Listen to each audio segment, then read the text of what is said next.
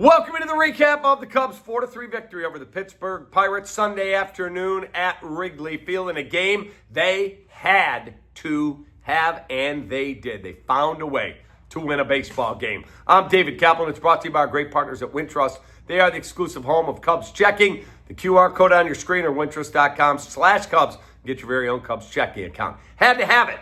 By hook or by crook, you had to find a way to win a baseball game today, and the Cubs did just that. Let's get into it because I've got questions aplenty, and I want you to weigh in with your thoughts right here on our channel. First, Cubs in the second inning, Ian Happ with a base hit. Pete Crow-Armstrong scores 1-0 Cubs.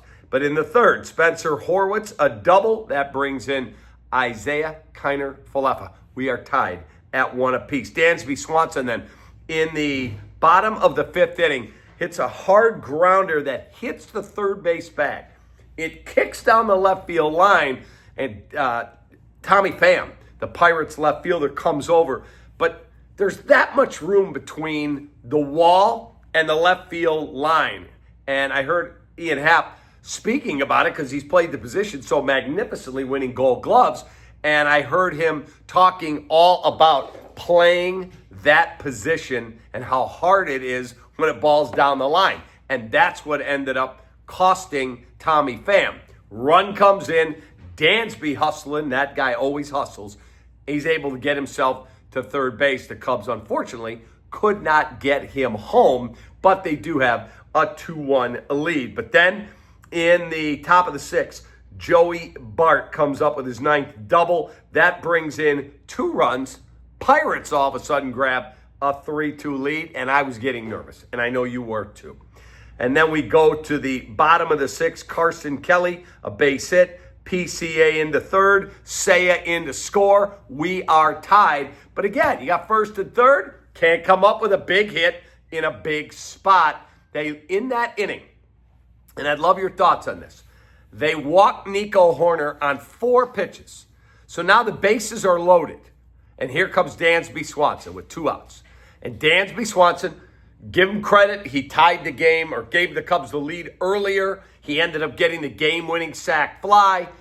But here's my problem with what he did in the 6th inning. You got the bases loaded and 2 outs, and he goes to 2-0. That means the pitcher has thrown 6 consecutive balls.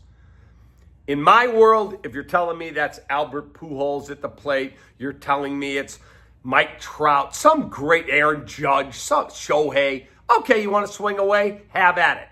You're Dansby Swanson. You're hitting under 200 with men in scoring position. Guess what? I'm going to make you throw a strike. Instead, he muscles up and he pops it up shallow center, inning over. I just don't understand that.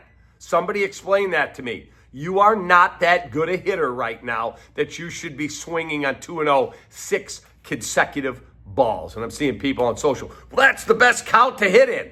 Yeah, if you're a really good hitter. Right now, that guy's been struggling this year. It is what it is. It's not me being a hater. It's me telling the freaking truth. Take right there. But he's going to get a shot at redemption. He will. Because in the 8th inning, Dansby Swanson up again with a man at third. It's Carson Kelly over at third, and bingo, he delivers. Carson Kelly tags. He scores on the sac fly by Swanson, and then they go to Kittredge in the 9th inning to close. And a lot of people texting me or tweeting at me, where's Daniel Palencia? Go back and look at Daniel Palencia's game log, because there's something going on there that the Cubs really haven't talked about, and no one has asked the question. But if you look at Daniel Palencia's game log, and I'm bringing it up right now while I'm talking to you, Daniel Palencia game log, something is off. I know he gave up a home run the other day, so he's obviously healthy enough to pitch, but something is not right. He pitched on Friday, gave up the home run, Cubs lose. Then he didn't pitch on Thursday. He pitched on Wednesday, and then he hadn't pitched for a week. He literally went Friday, Sunday, Wednesday, Friday, Sunday, Wednesday, okay, and then doesn't pitch again for a week. You don't even get him out there for work? I don't care if it's a save situation or not. Something is not right, and I need to know what that is, and I'll make my share of calls. But the Cubs end up winning the ball game 4-3 in a game they had to have. Our breakdown there also brought to you by our great partners at Tasty Trade. Stocks, futures, crypto, options, whatever you trade, you should do it at tastytrade.com. Who do you give the player of the game to today? Who would you give the player of the game to today? Caleb Thielbar came in, got a big strikeout. Ben Brown gave you some quality time out of the bullpen. Andrew Kittredge gets a save in a one-run situation. I'm going to give it to Dansby Swanson. As much as I didn't like the at-bat when there were 6 straight balls, 2-0 on him, and he didn't come through, he did come through to put you ahead, and he did come through again to put you ahead to win the ballgame with the sac fly. So Dansby Swanson is our apt player of the game. Now, you all know what's next. You all know what's coming. That's right. Here's our Studio 41 look ahead, studio41.com, home remodeling showroom. 5 games with the Brewers. 5! They are rolling in here before the Cubs go west to play the Angels. Doubleheader on Monday. I can't wait. I cannot wait. Monday, day, night. Not back-to-backs, a 120 and a 705. The Cubs and the Brewers. Brewers lost today, so their 14-game win streak, gone. They got walked off by the Cincinnati Reds in the 9th.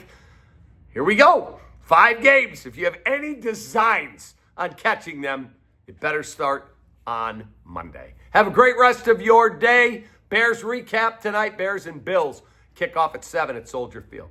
I appreciate you greatly. Cubs win. They found a way to win a baseball game. Take that.